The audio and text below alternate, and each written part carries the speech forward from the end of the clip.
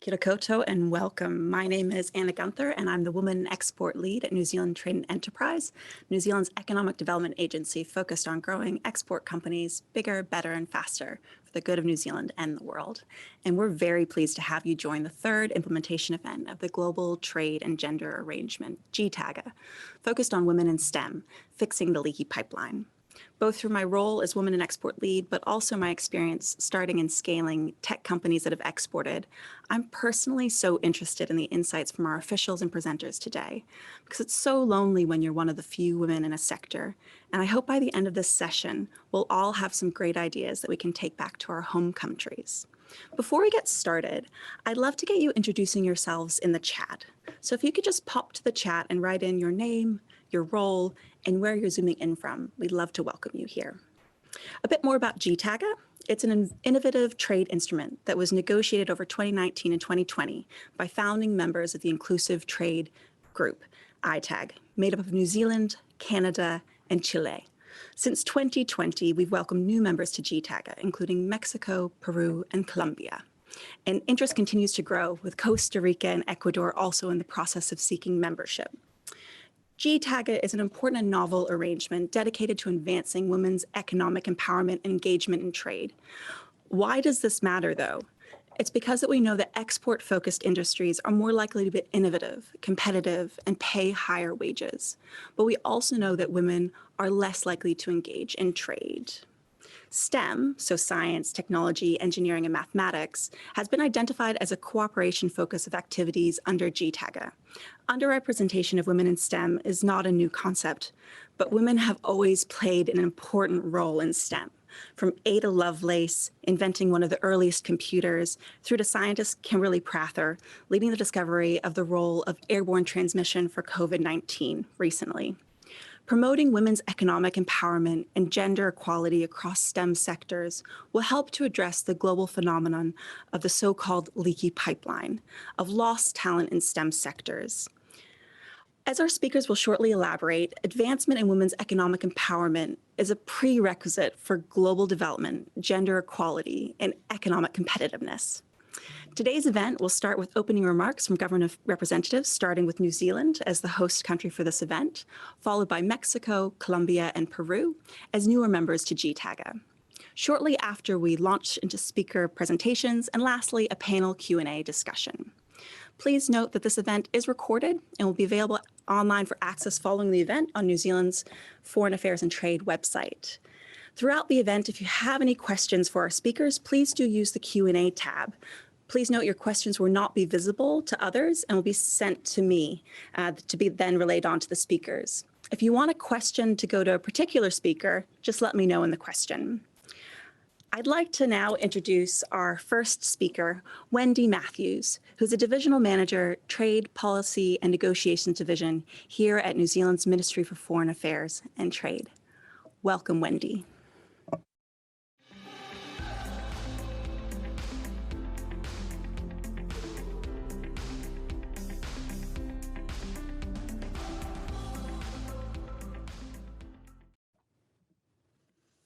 Tēnā koutou, tēnā koutou, tēnā koutou katoa.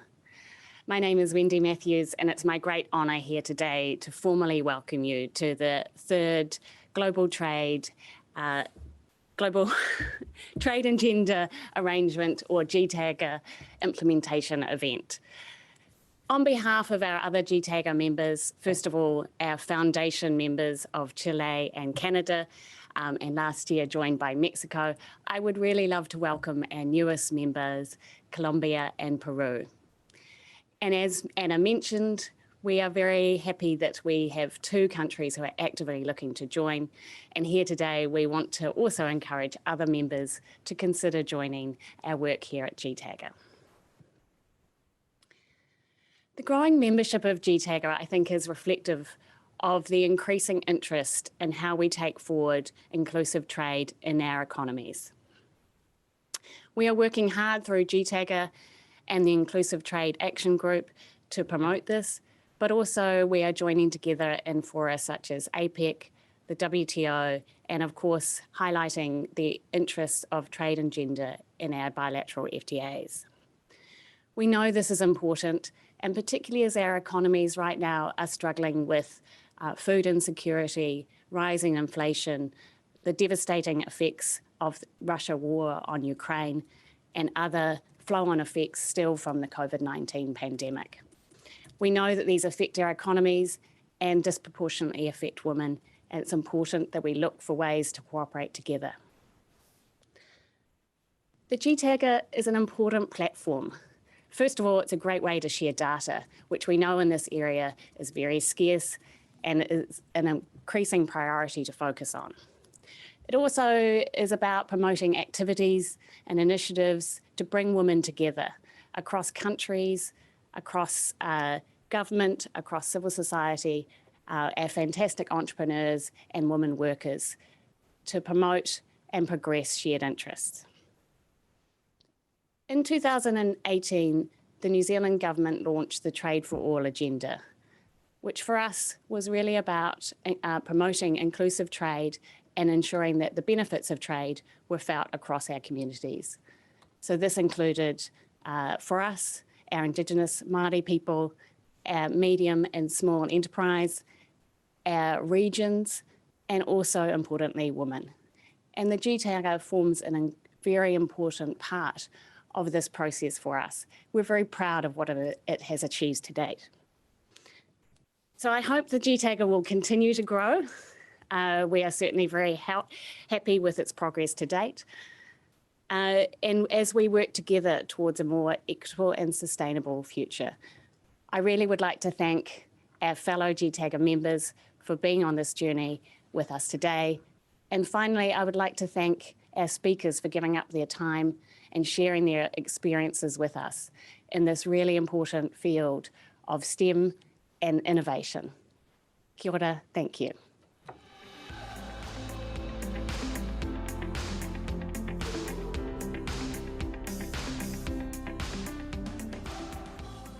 Thank you so much, Wendy. I'd now like to introduce Lydia Antonia de la Garza, who's the Director General for International Trade, Treaties Monitoring, Administration and Compliance Oversight at the Ministry of Economy in Mexico.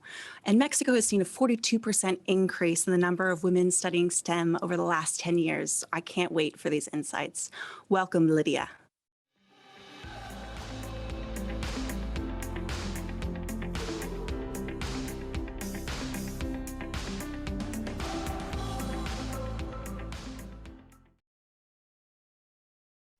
Thank you very much, Anna. Good afternoon in the Americas. Good morning in New Zealand. It is a pleasure to be here today in this third event of implementation of the Global Trade and Gender Arrangement, GTAGA, in this case about women in STEM. It is very important because, as you know, as Anna said, in Mexico, we became a part of GTAGA in October 2021. We had an interest in boosting the government's priority of having an inclusive policy that favors gender equality.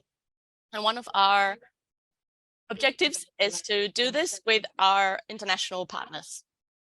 Thank you to my colleagues in GTAGA, particularly the New Zealand team, for the organization of this event and how popular it's been. The panelists are going to give us, for sure, a perspective of how the topic of women in STEM is developing in each one of our countries, and it will give us an opportunity to hear from the experts, the interested parties, and give us ideas about how to cooperate. In Mexico, it is a priority. So to guarantee that all citizens can benefit from international trade. Therefore, it is very important to continue striving and pushing within this group. We have the same aim to work towards trade policies, international trade policies are more inclusive so that the benefits are shared more equally and in a broader way. Women in STEM are crucial, and it is more and more important as we develop the ways in which we trade around the world. All digital trade and women in trade must be working together. The preparation of women within the STEM sector seems to be falling behind, but I'll share some numbers with you. Between 2002 and 2021, we have had 1 out of 10 women in STEM have been, one out of 10 people in STEM have been women. So we need to keep on pushing to develop this. Women who have been working within STEM have higher salaries than others working in different sectors. But the problem, one of the biggest problems, is representation. We don't have enough visibility of women who succeed within STEM. So that's why the effort that we are doing now to bring experts, women experts, into this conversation shows the importance that JITAGA members are given to this topic, but also we're offering a way for women to see how they can benefit from becoming women in STEM. We need to continue developing the opportunities for women to grow economically, financially, and bring down all the barriers. So if we work together, we can offer a gender perspective to education, basic education. For example, we can lower the leaky, we can fix this leaky pipeline that we have been facing in the last years. So altogether, we can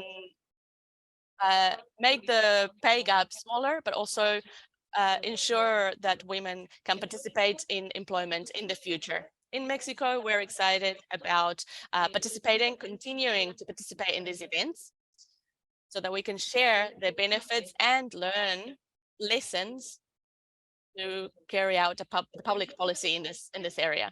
Congratulations to the organizers and the speakers. And thank you all. So back to you, Anna.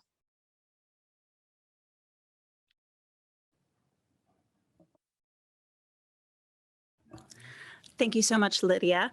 I'd now like to introduce our Colombian official, Angela Espina, who's the Director of Commercial Relationships, Ministry of Trade, Industry, Tourism from Colombia. Welcome, Angela.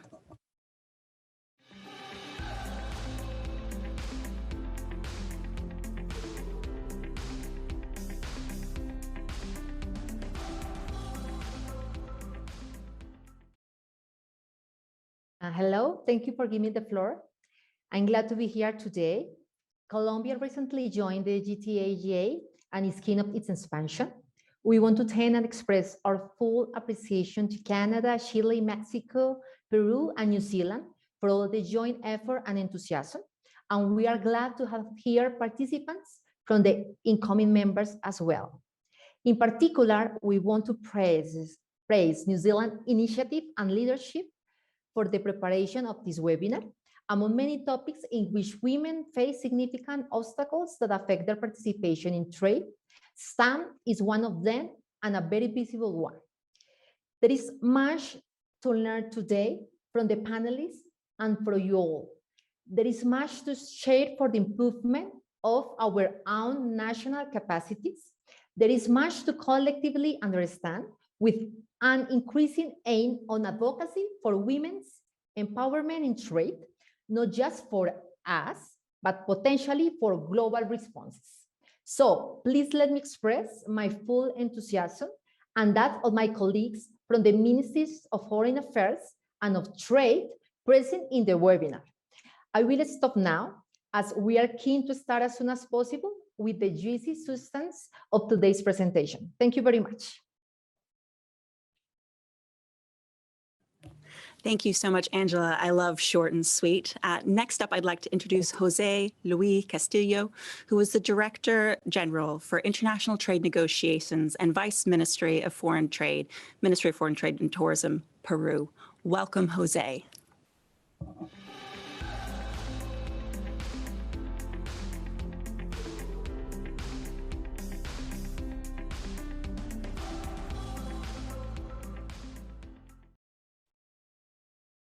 Good morning, everyone in New Zealand, and good afternoon in this side of the world.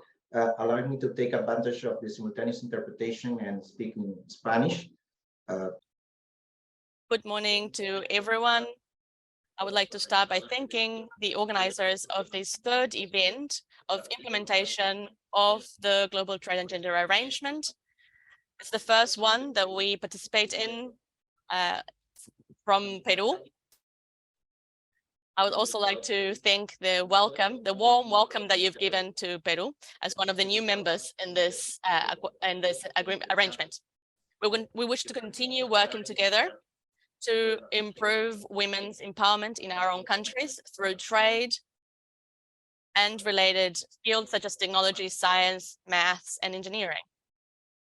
I represent a sector which is convinced in the importance of trade and the growth of women's empowerment. That's why we have prioritized this issue internally with our own partners, but also at an international level. In Peru, there are around 1.3 million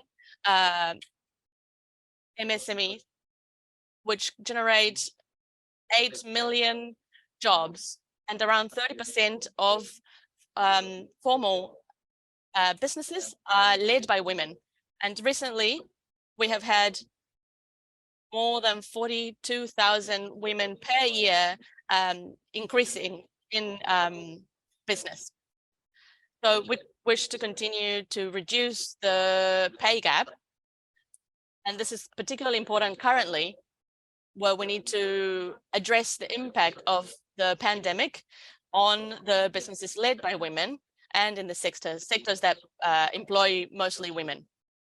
So the benefits of trade for women is very, very clear. In 2020, the World Bank and the World Trade Organization have mentioned that when businesses trade, that benefits the economy. And 33% of all labor in developing countries is represented by women. When women work in sectors that export, it is more likely that they are involved in formal employment, which has training and labor security and other benefits. So in order to integrate women to international trade, we have different workshops, different programs, like, for example, Asia Exporta, or She Trades, offers different women in the country opportunities to participate in or get involved with international trade. We also have a different point system to benefit businesses which are led by women.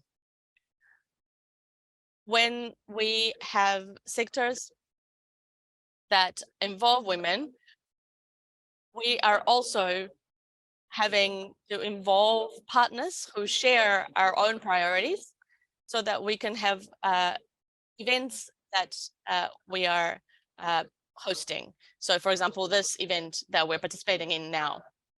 So in this sense, we're sure that participating in GTAG-A, we are sure that this will help us reduce the gender gap and bring down the barriers that are limiting women's participation in international commerce. Back to you.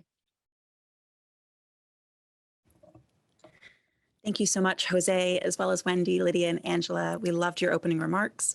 I'd now like to introduce the first speaker segment, Women in Innovation. So STEM is often a foundation for well-paid careers that boost economic security for women, contribute to the knowledge economy, facilitate the creation of innovative entrepreneurial startups. And this first segment will focus on women who are at the forefront of bringing innovation through science and research, including in the environmental space and the biomedical sectors. And our first speaker, I'm very pleased to welcome one of our own, Catherine Clinett, who is Managing Director, co-founder of Hiranga Energy here in Aotearoa, New Zealand. And we've allocated a specific question to Catherine to answer as well, which is, why does STEM matter? And why is it worth promoting careers in STEM to women and girls? Over to you, Catherine.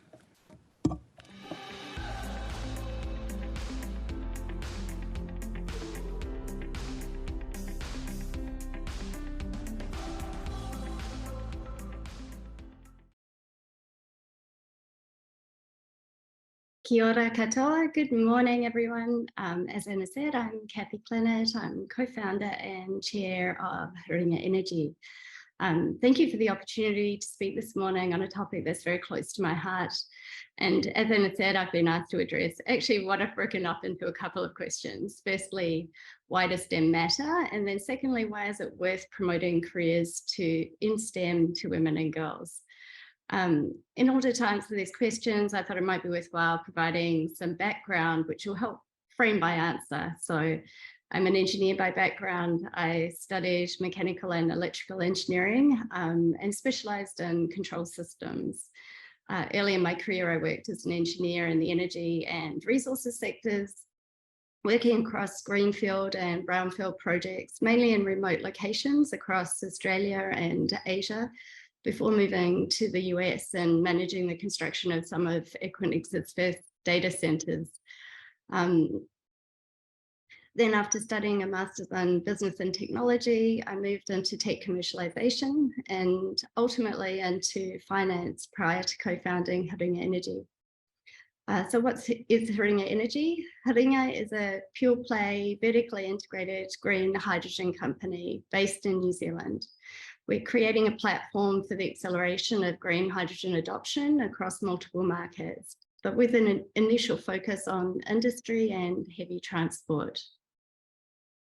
We heavily utilize technology, but also commercial structures within our business to achieve this, and ultimately crack that chicken and egg problem related to the adoption of green hydrogen. We're also building upstream renewable energy projects, so solar to green hydrogen and wind to green hydrogen projects. And as I said, our business is heavily STEM-based. We have deep hydrogen technology expertise. We utilize IT, geospatial, and data information systems. We also have a strong project management and engineering capability in order to deliver our projects on time and to operate safely. We're now expanding and leveraging the capability that we've built and the platforms that we've built here in New Zealand to expand into other geographic markets and to accelerate decarbonisation. Our revenues and our companies' profits are all directly linked to decarbonisation. So we basically make money by displacing fossil fuels. So, and that's one of the key drivers behind our company. We thought that we needed to move and to work differently and to make sure that our company's success was 100% aligned with our goals. So why does STEM matter? Arguably, climate change is really the greatest challenge of our time. It provides the basic skills that we're going to need to address global warming. It provides the basis of the world around us. It underpins the development of new materials. And then engineering in particular has a key role to play as a discipline that's focused on problem solving and real world implementation of technology. And this is going to be essential to create the changes that we need to make.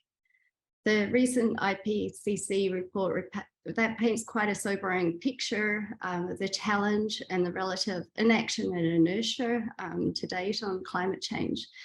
But it also provides hope by outlining a clear path for decarbonisation and also the rapid and immediate adoption of new technologies. And one of these is green hydrogen. It has a key role to play in that deeper electrification and the tackling of hard to abate sectors.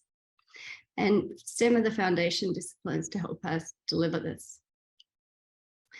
So I think also, there's another aspect of STEM, like more broadly, about creating improvements in productivity. And it's actually lifted, in my opinion, large portions of the global population out of poverty as a result. It's really been the basis of all those key transitions and major leaps throughout our history, right back from the Bronze Age to the Industrial Revolution to the Internet Age. And now I believe what could be a new energy age. So a future where energy is more readily available. It enables communities to thrive while also being kind to the planet. So hopefully the case for STEM is very clear. But why is it worth promoting and prioritizing careers for women in STEM? I think given that context, it's sort of frankly crazy to sort of exclude half your brain power and half your population from participating and contributing to this. We have an enormous amount of work to do. Fossil fuel consumption is really driven by the fuel that was created over 10,000 years. And now we need to be able to create this fuel year on year to supply our energy needs. And the scope and the scale of that problem is enormous. And we're going to need many different solutions and approaches to that problem. We need diversity of thought, we need multiple ways of communication, and we need effective communication across a really broad range of stakeholders, half of whom are women. But we require multiple approaches and collaboration, and we see that in our business as well. So we directly see the benefit of having women in our business. We're fortunate to have 3 high talent female engineers in our team. We're, as I said, a heavily technology driven business, and they bring unique strengths and capabilities to our team. And we really highly value their contribution. But why do we still need to prioritize? Unfortunately, there is still a gap.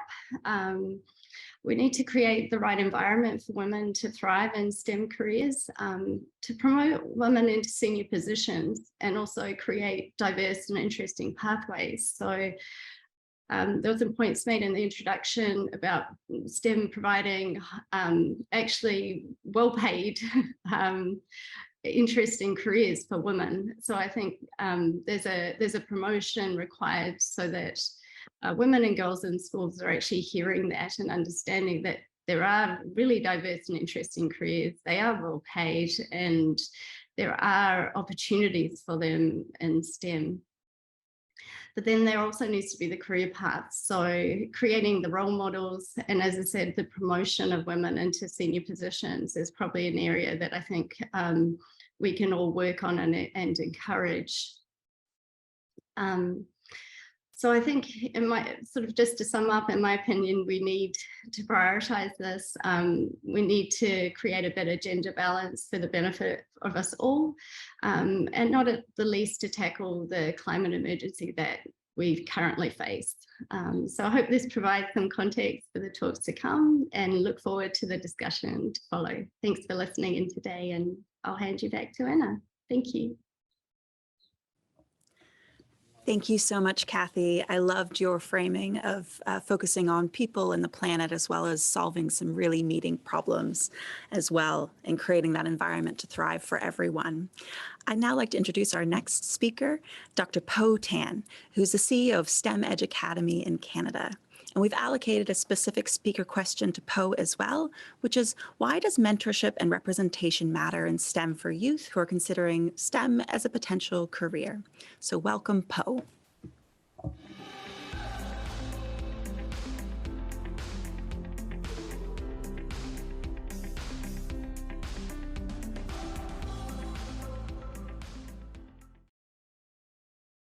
Thank you, everyone, and welcome the world to the panel. I want to first thank the organizers for inviting me to this panel, and also real privilege and grateful to be speaking alongside the other panelists. I do want to start with a land acknowledgement. I am an immigrant and a settler to Canada, and I have the very fortunate place to do my work, live on the unceded and traditional lands of the Coast Salish people of where I live. So before I start, I just wanted to reiterate some of the points that some of the speakers have already alluded to this event, and it's challenges in different parts of the planet, climate change, especially impacts of the pandemic, which has even created a greater divide, a greater gender gap and inequality for women and underrepresented groups in STEM. And the theme, sort of a part of this event, is that it's not just about advancing science, but it's needing it's the need to impact and change how our society work, think, and behave. So what does that look like? And before I go on, I just want to premise what I say is that I am presenting to you with some of my research, and I'm looking through two lenses. One is that I am a stem cell biologist. That's my background. And right now I'm currently completing my second PhD in science education, specifically scientific literacy, but looking at STEM education that decenters a dominant way of teaching science. So what does that mean, teaching science from decentering a main way of teaching science? Well, when I was brought up, not originally from Canada, but how science is being taught at that time is that it is through transmission, knowledge translation, knowledge transmission, textbook, sort of memorization. So there's only one way of teaching science. Other things that I've learned in science classes is that we're only introduced to one narrative, like one story. It's either, and it's of that particular culture. Now, when we talk about STEM education, it's about bringing other sort of stories into science. And in Canada, we sort of focus a lot of Indigenous knowledge. Like, how does Indigenous knowledge, how does an Indigenous lens help science understand, beyond the technical, beyond the objective, and it start to bring in more of the heart into science. Now, I want to premise by saying is that I'm not saying that science does not bring important information to the table. It is important. It plays a tremendous role in understanding how our planet functions, in helping scientists, such as my peers and researchers, find solutions, ask questions that are important to find solutions for the global questions that we have. But what I want to add is that scientific knowledge or scientific pursuit can be so much more meaningful and connected and relational once we bring different perspectives and frameworks into it. So what does that diverse perspective look like, right? Well, that could mean that we bring more stories about women scientists into the classroom. What were they like? What did they discover? What did they share with the world? And often, being a scientist myself, as I was growing up, I never really heard about, stories about women who are scientists who've made accomplishments, other than the few that we hear about. What are the others doing? And also, when I was growing up, when we talk about representation is important to bring that diverse voice into the classroom when we're teaching science. And what does that look like? It's actually bringing scientists, bringing researchers who look like me, who look like the students that are in the classroom. And when I was little, and when I was in different science classes, I didn't learn about anyone that looked like me who were scientists. All of my mentors were men. A couple of them were of people of color, but all of them were men. So representation matters. Why? Because a study done in 2020 by Gonzalez Perez et al., they found that young girls who are at the age between 12 and 16-year-olds, if they are connected to, mentored by, and have the opportunity to connect to female STEM role models who look like them, meaning similar skin color, hair color, who look like them, tend to reduce gender stereotypes and increases their expectations of success, about belief that they belong in STEM. And it also strengthens the success of girls for their STEM choices, especially in the hard sciences where it's primarily male dominated, right? And so I want to sort of end with you on the last slide that I want to share is that you may be thinking, how does teaching science from a diverse and inclusive lens help with global trade, commerce, resource management, cultural and language preservation? Well, everything we do is relational. Everything we do is relationship. The panel that we have here today is vastly diverse, and we're all in relationship right now. So I leave you with this final thought, is that when we teach and learn about science that brings together language, culture, and relationships, we gain a deeper and more meaningful understanding of the importance of equity in science. There's still a lot more to do on gender equality in STEM fields, but this event is one of the first few steps of paving that way. Thank you so much, Anna. Back to you. Oh, Poe, that was amazing. I loved your framing around how we often only hear one narrative, but also how much representation matters. And I have to tell you that one of the questions in the panel may be me asking you to share one of your untold stories of a woman scientist that we could learn from as well. So thank you so much to our two speakers in that segment. I'd like to remind everyone that if you have any questions that you'd like to put through, just go to the Q&A tab below, and we'll be asking a selection of questions during the panel session upcoming. And so our next segment is on Industry 4.0. So STEM skills and knowledge are globally transferable, which gives women in STEM careers broader opportunities for trade and investment. The second segment will focus on women in technology and highlighting the importance of people-to-people connections, so relationships like Poe just talked about, in education, including through harnessing the power of technology. And I'd like to introduce our first speaker, Barbarita Lara, who's the CEO of Emercom and the leader of Emergency Information Systems. Welcome, Barbarita.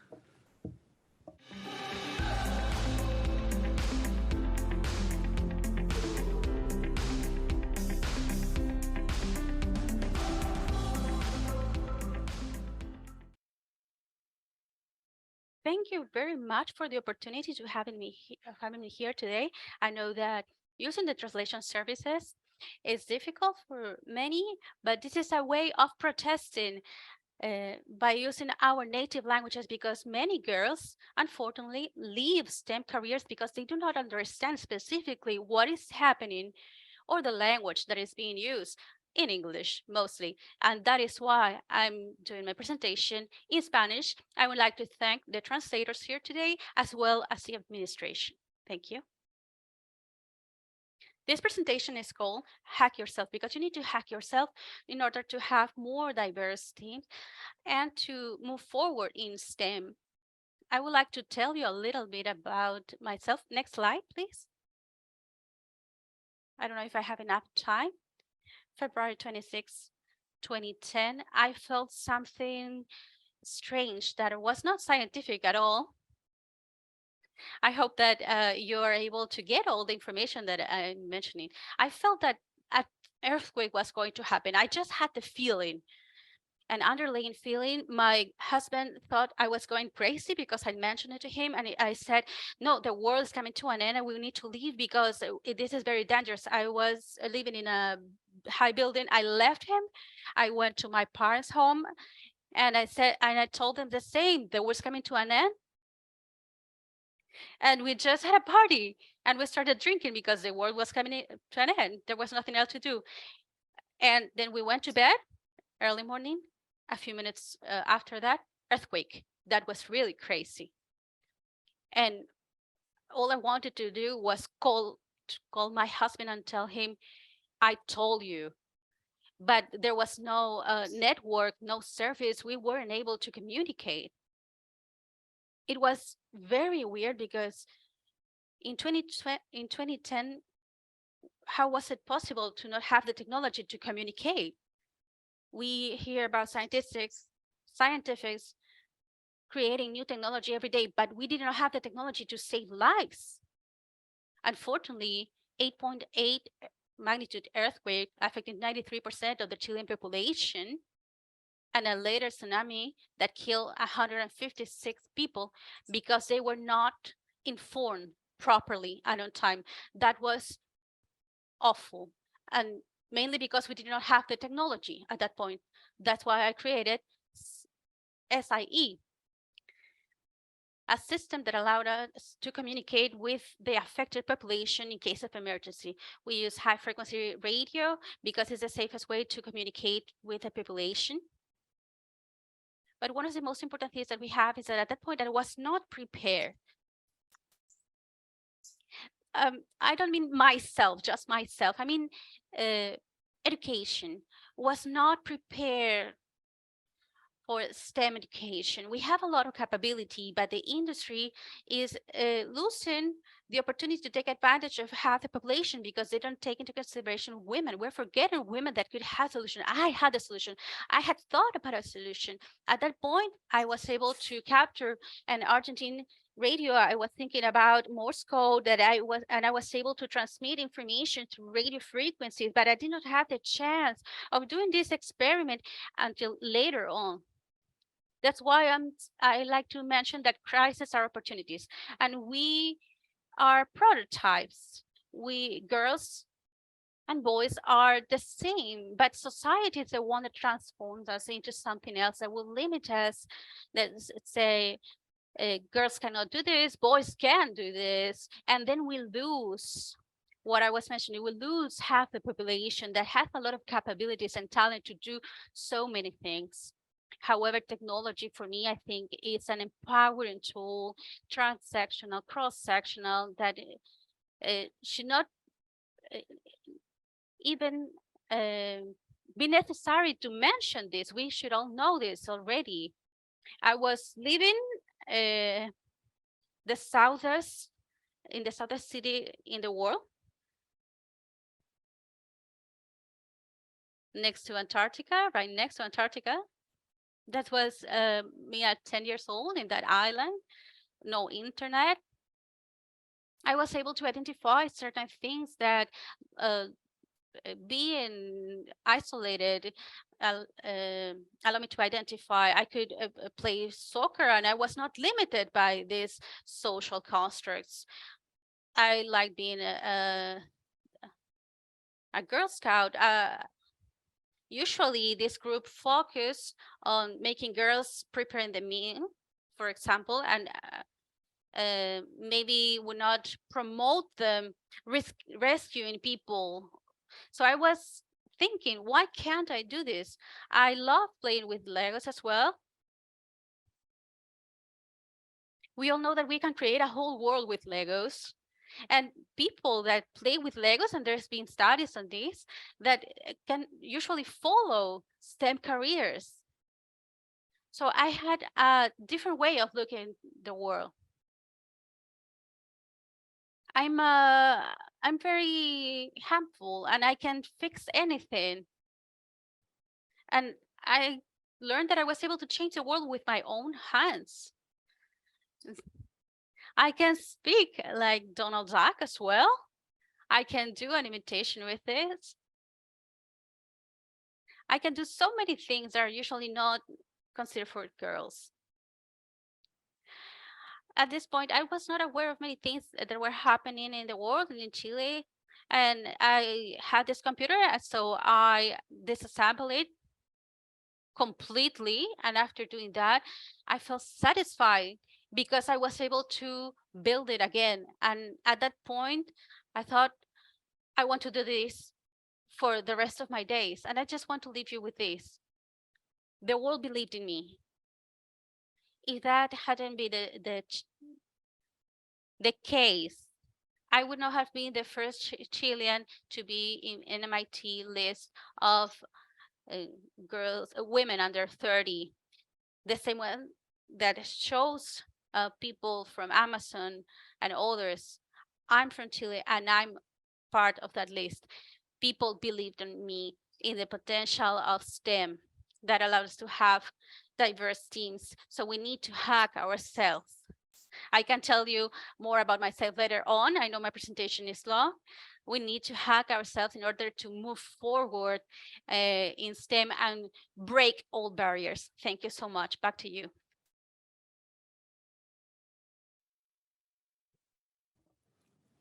Thank you so much, Barbarita. And I love that sort of framing of hack ourselves and figuring out how to change, but also that form of protest of using your own language to reclaim the narrative and being able to speak in Spanish is so important.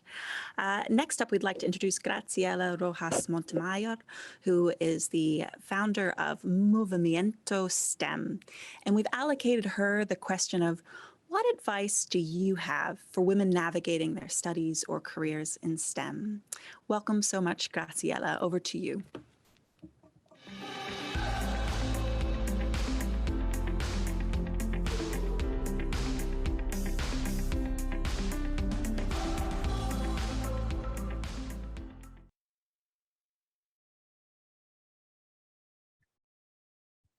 Thank you to the organizers for inviting me today.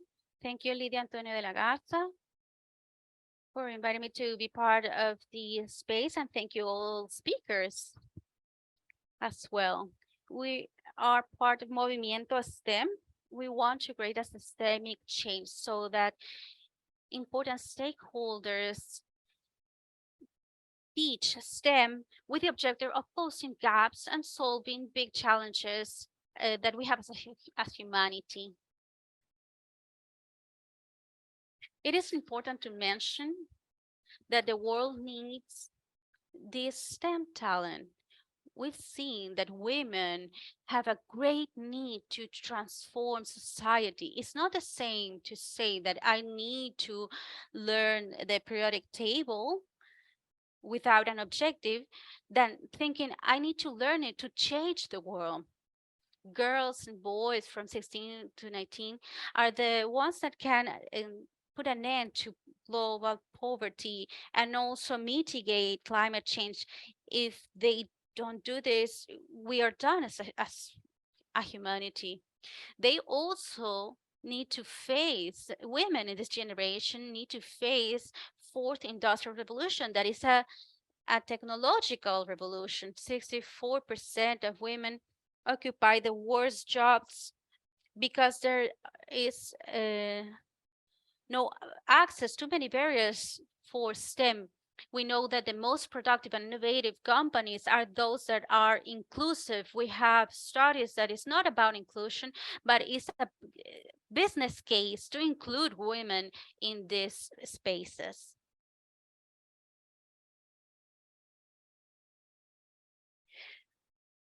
What we want to do is that STEM is known in Mexico, how the areas need to be part of innovation so that we can have these big changes that we want to have in the society. We want to have this vision that is inclusive, where 50% of the world are women. We need to be part of the conversation.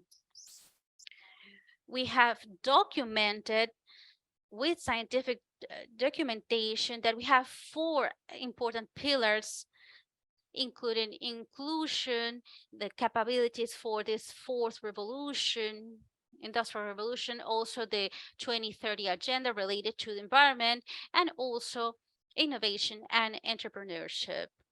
These 4 strategic pillars are basic so that our countries can be successful in the 21st century. We have developed a success vision for all stakeholders in Mexico to have a joint vision that we are communicating in different fora and different events to create impact. We're working together with the government, with a Secretary of Economy, so that we can work on STEM talent through vocational orientation and public policies. And we are also developing different guidelines for the implementation of STEM education, including gender-based perspective, so that even public schools can change their mindset and they can support girls from an early age to be involved in these areas and industries that have been for men for a long time. We are also creating a network to develop STEM talent based on AI, so that college girls can be part of this network and they can be mentored by women that have already consolidated their professional career, because we as women need to support other women so that we can all reach our full potential.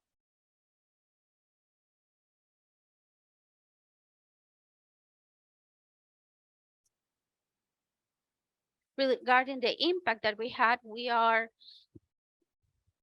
focusing on all the different markets, teachers, young people, women.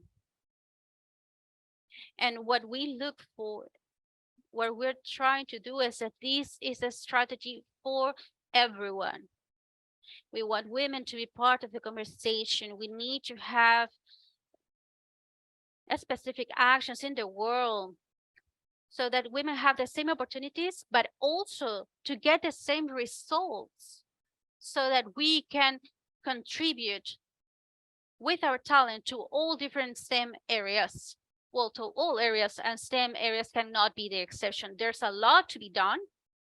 There are a lot of topics that are related. There are different indicators that can show us what is happening in our country and how these different variables can be monitored so that we can visible gaps and all the different mindsets that put barriers to women empowerment. Thank you. Listo.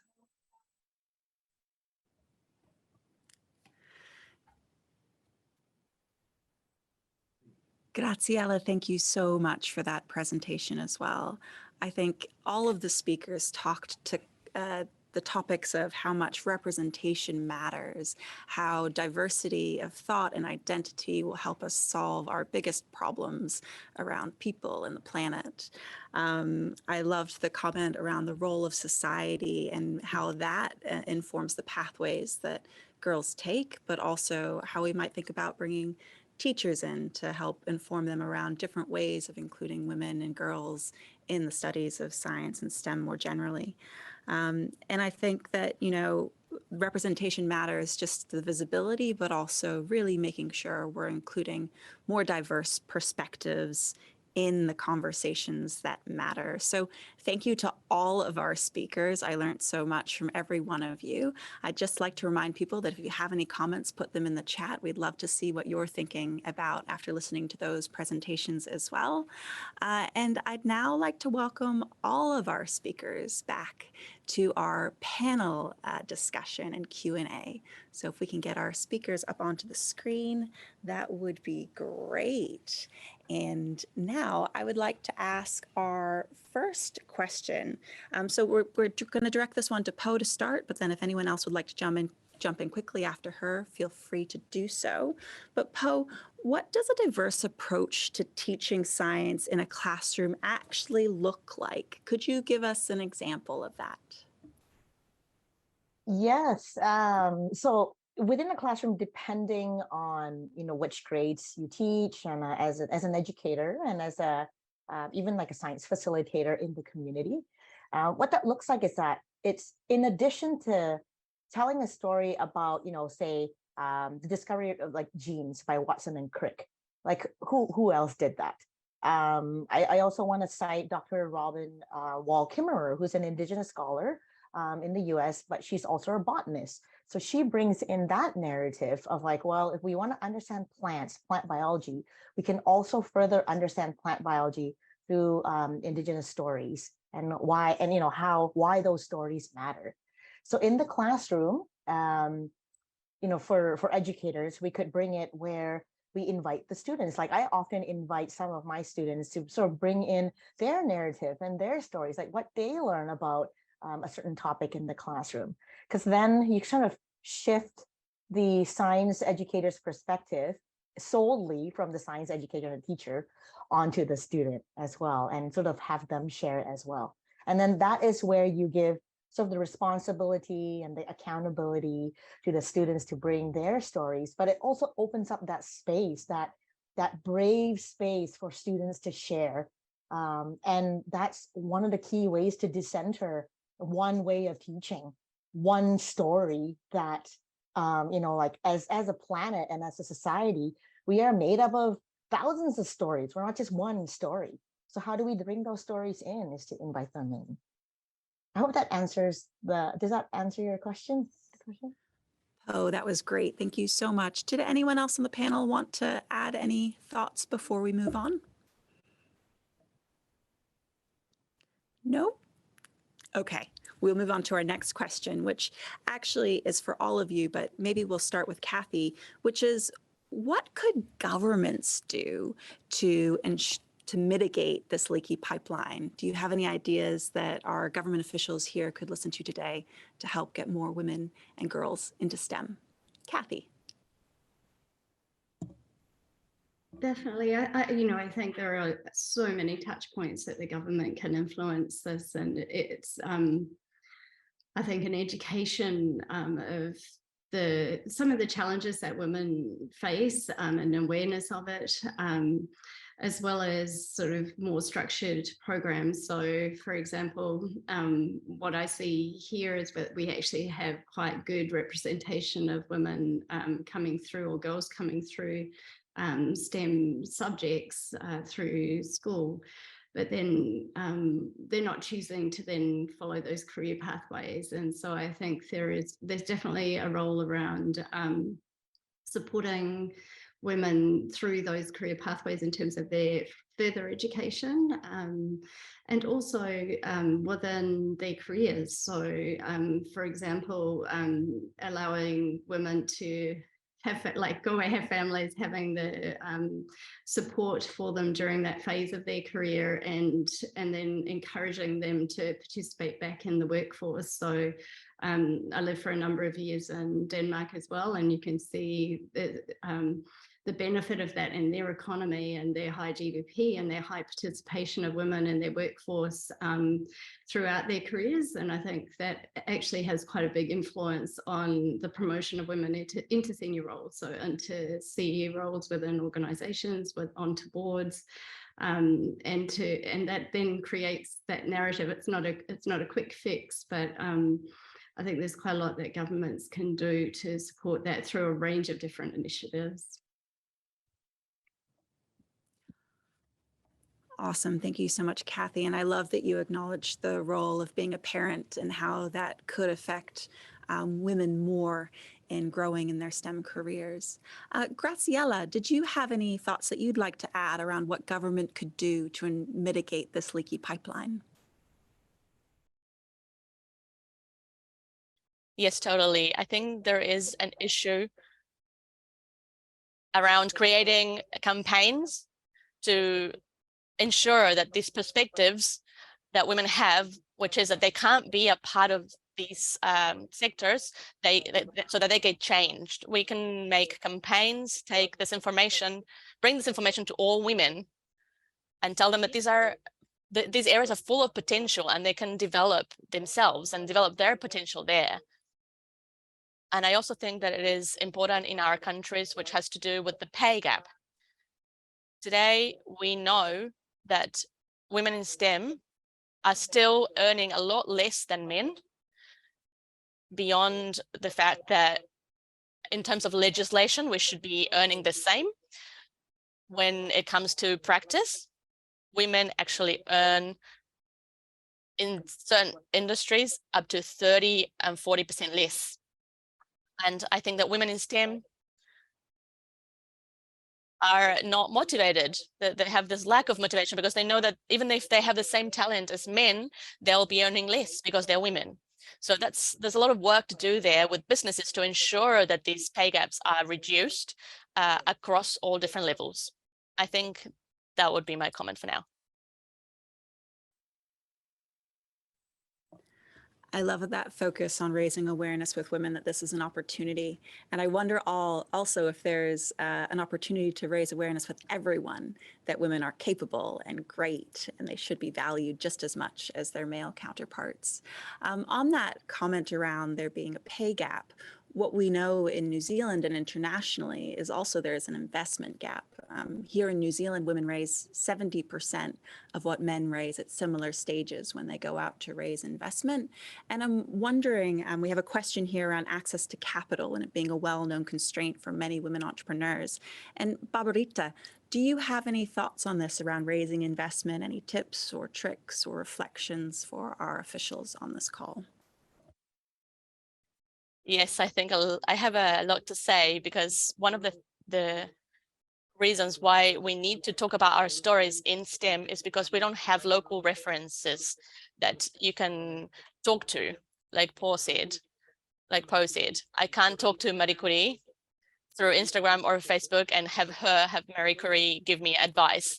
So all of us who have done this female entrepreneur role, we need to be open to coach others and give advice to women that are starting. So one of the tips and tricks that I have is that all businesses now seek to be socially responsible, socially accountable. So first, we need to be focusing on development goals. Which one of the development goals we need to identify which ones are we targeting through our products and services, but also we know that it's in fashion. It sounds awful, but it's fashionable that women are a part. So it's fashionable to say that teams are equitable, that teams have women. I don't want to say do it because it's fashionable, do it because it's important to do it. And we actually do need teams that are highly productive. And in order to achieve that, we need very diverse teams, the most diverse teams in the world. Not only thinking about men and women, there are so many other types of diversities that we're not even seeing. One of the things that is important to me is that diversity exists and inclusion is a strategy for businesses. And we don't talk about this, especially when we focus on other problems that we have. I have an autistic child, and I had to, of course, talk about this sort of inclusion because it's a part of my life. But in businesses, you can see that systems are not there. They're not thinking about what happens when there are other levels of diversity. So I think that one of the things that we can offer as women is our empathy and our capacity to create solutions, thinking about everyone. That would be my tip.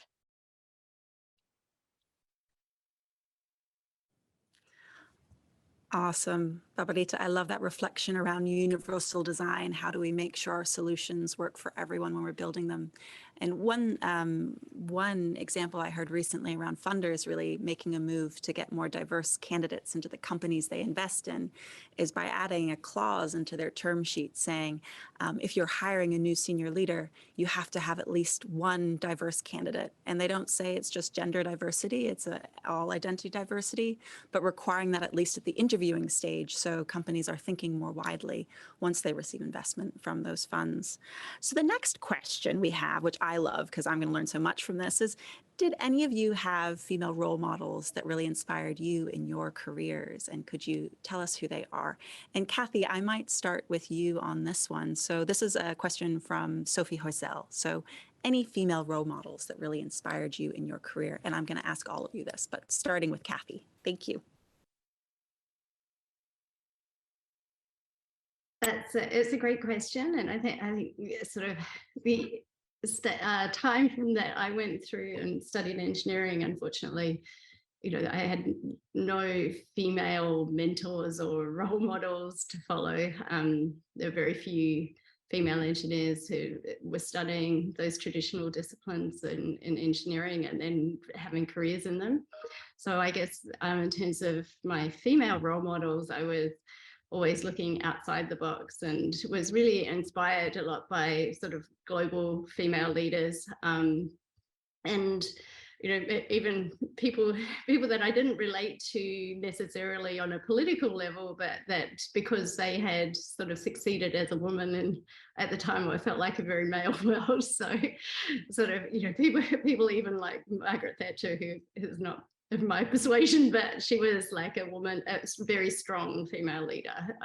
So I guess I was quite inspired by that, and even by fictional characters as well. I think I can relate to the story, having grown up in a small place and sort of thinking, well, like, why can't I do what my brothers are doing? And I lived in quite a male-dominated environment, so I was quite perhaps stubborn and determined, and thought, well, why shouldn't I be able to do that, even though I'm a small sort of petite blonde who didn't really fit the mold at all. And I think was sort of probably that was partly the motivation for me as well, to make me even more determined that when I'm told I can't do something, that I wanted to prove everyone wrong as well. But yeah, and unfortunately, sort of not so many role models in my own area, but those scientific role models, like hearing about female scientists at school, I was always inspired by. And so yeah, I think it's more general rather than one specific. I love that though, because it is important to know that you can get role models across the board. It doesn't just need to be in your specific area of focus. Next up, Poe, I'd like to hear from you. Did you have a female role model that really inspired you?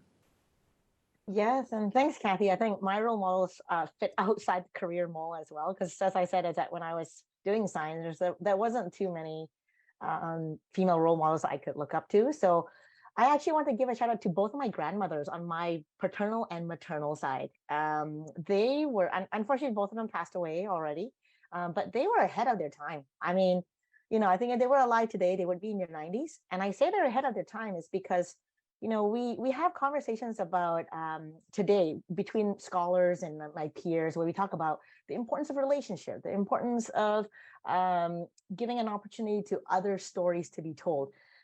Both of my grandmothers actually said those things way back when.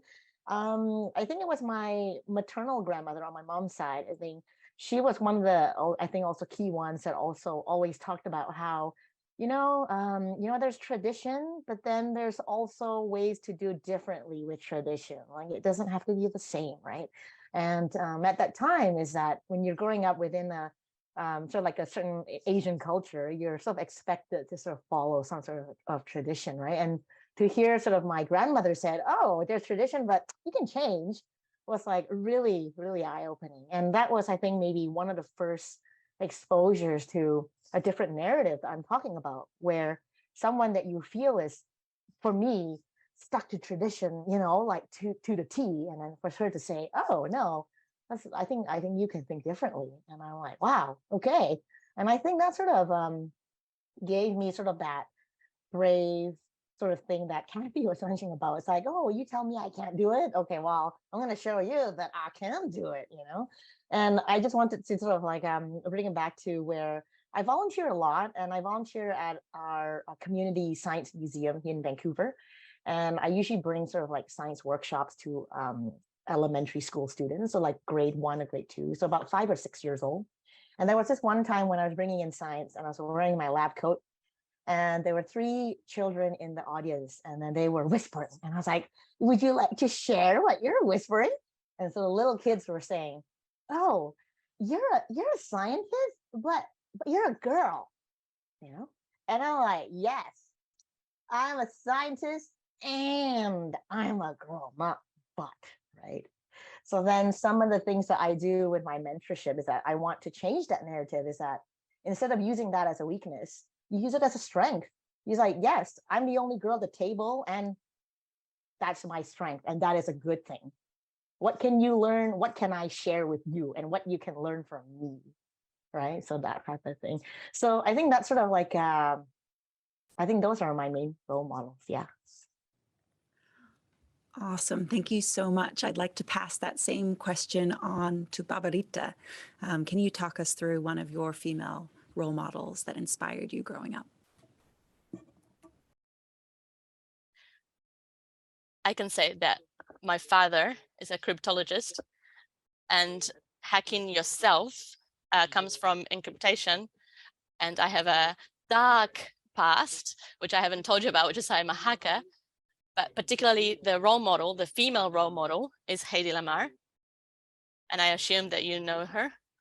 Lady Bluetooth, she created Bluetooth and wireless, and thanks to her, we are connected here through our laptops and phones, because she focused on a secret system of communication. And that's why I connect her to my dad. My dad was a secret agent, and she also worked in the First World War doing that sort of stuff. So I was fascinated to understand that she existed, which not only knew about engineering and telecommunications, which is what I do now. I do early alert systems for the community now, and she used to do systems about frequency jumps, which allows us to connect to internet now. But what caught my attention was that lots of people need to have a close role model. And I've experienced, I've seen children that when they hear you and you tell them that even though not a lot of people believed in you, you could still push through and be famous in the world of STEM, they tell me, "I want to study engineering now." And that's so important. that we are there telling our experiences. And if someone from the government, any government, is listening to me, I would choose to dedicate a percentage of what we've dedicate to STEM or innovation to promote role models that go to schools, talk in schools. I do it on a voluntary basis. I travel around Chile and the world to tell my story. Not because I want to be famous, but because I feel that that's the way to change the world. With these role models, just like my dad or technology or Hedy Lamarr or my mom changed me. I think it's very important that women lose this fear of saying, yes, I am changing the world through STEM. And what I do is important. And yes, there are women who are scientists, who are engineers, and like me, they are entrepreneurs, they're inventors. And Hedy Lamarr is a recognized beautiful woman, actress, and I am too. And I am also an engineer. It's easier when we have close role models that we can see on Instagram. Marie Curie won't answer to me. I don't think it happens, but I'm sure that Poe will answer and Kathy will answer. So that creates value, especially among students who are learning through TikTok or Instagram. That's how they learn now. So I became an influencer. I always said I was never going to be an influencer, but now I am what I said I wasn't going to be: an innovator, an influencer. And I share information through my social network, and that's also very important. And I think it's important to so that it get considered a job, because it is a job. We're changing the life of students and women who need a close role model. And yes, I don't think I am Hedy Lamarr, but I am doing my best within the industry 4.0 and the Internet of Things, showing how my technology works in the world. Thank you.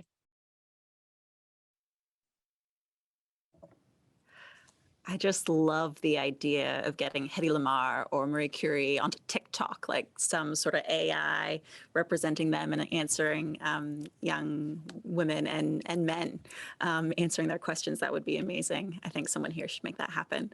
I'd like to just pass the question finally on to Graciela. Would you like to share one of your role models with us? Thank you. Yes, of course. For me, the role model has been Maria Montessori. She has been she was the first doctor in Italy, and she started a movement that changed education. Thanks to her, education is what we know now. She centers the class in the classroom. She centers boys and girls, and touching, experimenting, creating, doing prototypes, starting again, learning through different senses. And she said, I think, and I agree, this is the basis of education in STEM. And I dream with a global movement that helps thousands of girls and women to develop their full potential, to contribute in the different areas they choose to go into, so that they are capable of having this these skills in the future. Thank you. Thank you so much, Graciela. I have another question, and it's what's actually working in your home countries to get more women and girls into STEM, or get allies thinking about how they can support women and girls more? Because I know there's a lot going on around the world, but I'm really interested to hear, is there something happening in your countries or something globally that you're seeing that you think is just really making an impact and working? So we can share that with our officials on the call and everyone else. I am going to pass this over to Poe first, because I feel like you might have seen some stuff that's really working, but then let me know if anyone else would like to answer the questions by just commenting in the chat. Okay, Poe, over to you first. Thanks for that question. Yeah, I mean, from the education perspective, there's a shift in even the Canadian educational curriculum. So in Canada, we are sort of separated into provinces. So each province has its own curriculum, educational curriculum. And that sort of shifted to be more social awareness, social emotional learning, and also to bring in sort of Indigenous perspective or other ways of learning transdisciplinary, like not cross-disciplines, but transdisciplinary. And sort of that approach sort of opens up areas and places and understandings and explorations into different ways of learning about different topics, including science, economics, social sciences, math, that type of thing. What has worked is that there's like companies and there's also mandates from the government that talk about it's not about only performative allyship, right? And for the audience, if you've never heard of performative allyship, that sort of allyship where it's just words that are on a screen, but then everyone else, but then it doesn't ring through to anything else beyond the words. So that's why it's called performative. We want to have action behind that, right? And so some of the things that the government has done has sort of launched, for example, like a 50-30 challenge. And that's challenging companies and organizations to sort of live up to the mark that in your organization, you would need to push a 30% representation, 50% representation of gender, and 30% of that at least has to be of people of color. So that's sort of one of the challenges. And it's tough because what I've seen is that where there are some companies, through my work with the Society for Canadian Women in Science and Tech, we see that there are a lot of performative allyship. There's a lot of words spoken by higher ups. There's a lot of words written on websites for organizations. But then yet, when you look a little bit deeper, there's the actions missing. All right. So it sort of takes sort of like the forerunners or the people who are at the leading edge who want to go past performative allyship to actually do the work to follow. So that's sort of how sort of things that I've seen worked. And even within education, there are more and more educators that are coming, who are new educators coming into the educational system, who are so much more open now to changing and transforming how STEM is taught. In the Faculty of Science at Simon Fraser University, it's like, you know, traditionally there's always a way to teach science. And now there's more and more. I mean, I'm part of a group at the Faculty of Science that is called Diversity and Inclusivity in STEM, where it brings together educators who want to make that shift and who are willing to do the work. It's tough work. When you're doing decolonial work in your teaching and learning, it's tough because it's a very vulnerable place. You have to check what you're doing and you have to be okay with admitting that you did things wrong before and that you're willing to change. But that's what is needed, right? So I'm going to pass it on to the next panelist. Yeah. I love that reflection of how we need to move beyond talk into action, and also that it sometimes is an uncomfortable space to be in, right? Because you yourself might have to unlearn some of the things that society may have imprinted on us. So I think that was a beautiful reflection, Po. And now we'd like to move on to Barbarita, who would like to answer this question as well. Barbarita, what are your thoughts? I would also like to tell you about what we do here in Chile, so that we can make it viral. What women are doing here. There are specific funds called Viraliza to make things viral so that we can share what we do as entrepreneurs, as scientists. And I believe that this is a little thing that can make things visible, not only women's work, but also all the work that's being done in the sector. One of the things that I like state-wise, there's a program called Explore or Explora that takes 1,000 scientists to 1,000 classrooms. And it's very complex to achieve, but it is very satisfactory and it's very rewarding to go to the different schools to be able to tell what we're doing. So, for example, we think that because our parents are adults, their job must be something basic, something common, but maybe they're jobs that are changing the world, and we don't realize that our parents are doing work that is changing the world, and we don't realize that because sometimes we're teenagers and we don't know about it. But governments, I think, should foster public policy, state policy, that are thinking about the importance of science and technology for the development of the country. And it is important that we have local reference. there's a boom of TikTokers, scientists who are TikTokers, engineers who are TikTokers. And that's very good for the country because students spend 8 hours on TikTok, probably, and 2 hours paying attention to class. So if that's where we're going to achieve, where we're going to get students' attention, then that's where we need to talk to them. And we can bring them closer to science through a different pathway. In 15 seconds, it's hard to create content which is 15 seconds long, but we need to have the tools to create and also to get things wrong. And managing failure, we don't learn that in schools, but in order to be successful, we need to fail, and we need to keep on trying once and time again. When I pulled together that computer, even though I didn't know how it worked, I learned by trying. I tried once, twice, and on the third day, I could put it back together. And my mind exploded with possibilities. And behind a screen, it doesn't matter if you're a man or a woman, I can go as far as I want through my ideas.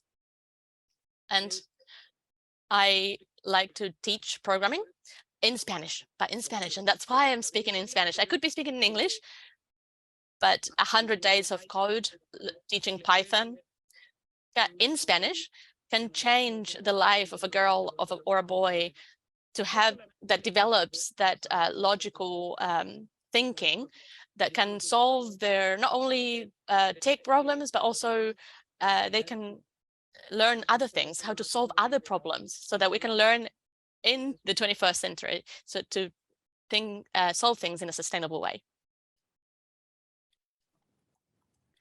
Thank you so much, Barbarita. I love that reflection that we should be educating through different tools and mediums like TikTok, that we should be sending our scientists out to schools. And I love that your government is funding that and making it very accessible. And also the importance of language as well and how that changes what we're developing. So we've got time for one more question. And so the question that I would like to ask is, what would you say to the leaders about why STEM and science education should be a priority, given all that is challenging in the world at the moment? And Kathy, I feel like this question really belongs to you to start, and then I'll hand it over to Graziella to finish us off. Kathy, over to you. Thanks. I guess this is probably a little sum up of my talk, but we do, in my mind, we have a major climate emergency at the moment, and we need to encourage more development in the sciences and STEM for women to participate in greater diversity at all levels. So I think in order to meet that challenge, we should be creating the environment to bring as many minds together and to collaborate as much as possible.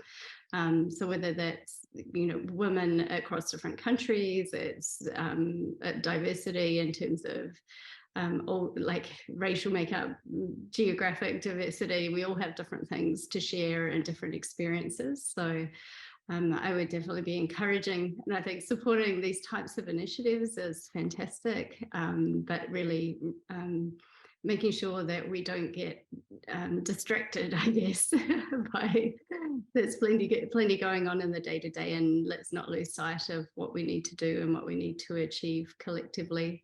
I think the next 10 or so years in the space that I work in is really critical. So bringing young minds through and encouraging them and sort of unleashing them in whatever way we possibly can is high priority. Thank you so much, Kathy. I'd like to pass over to Graziella for the final word on this. What should we tell our leaders around science education and why it's so important for the challenges we face? Graziella. Thank you. I would like to comment about the previous question quickly. Something that we're doing is the topic of orientation in terms of education, so that it is gender-based. We did a study in 10,000 young people, and we managed to get 27% of women choose a STEM degree who were not going to do so otherwise. So really good achievement there. And it is important that women have these STEM abilities, because STEM challenges people to solve the problems of humanity, and we can't leave 50% of the world out of this conversation. We have research that shows that it's not about inclusivity, it's not about social responsibility, it's about business. Women who have these skills can improve economic development and social well-being. McKinsey has a research that if we breach this gap through these abilities, then all countries can make thousands and thousands of dollars. So it's great that those who are making decisions can hear this, so that we can cooperate with them through this strategy, which is urgent and relevant, that needs to be taken into account in all of our countries. Awesome. Thank you so much, Graziella. We've run out of time. So I'd like to thank all of our speakers, both the officials at the start and our presenters just now, for all of the amazing things that you shared with us. I said at the start I wanted to take away at least one thing, and I'm taking away way more than that. So thank you so much for your presentations and your time. I'd like to also thank the audience for coming along and participating in the chat and asking such great questions. And as noted at the beginning, the event will be recorded and made available on the New Zealand Ministry for Foreign Affairs and Trade website, along with a short report of the key findings and themes of this event. So if you don't want to rewatch it, you can just read it. And the website address is www.mfat.govt.nz. We'll probably also be sharing this in an email to everyone who registered as well. And you can search for it under ITAG or GTAGA. If you have any further questions or want to find out more about ITAG or GTAGA, please feel free to email the MFAT team at tradeforall@mfat.govt.nz. And I'd like to make a very special shout out and thanks to Ed and Ada, who were the organizers behind the scene for the event, who did just such an amazing job of bringing together all these great speakers and all these great countries to share their insights with the world. So thank you to everyone who took part, and have a great day.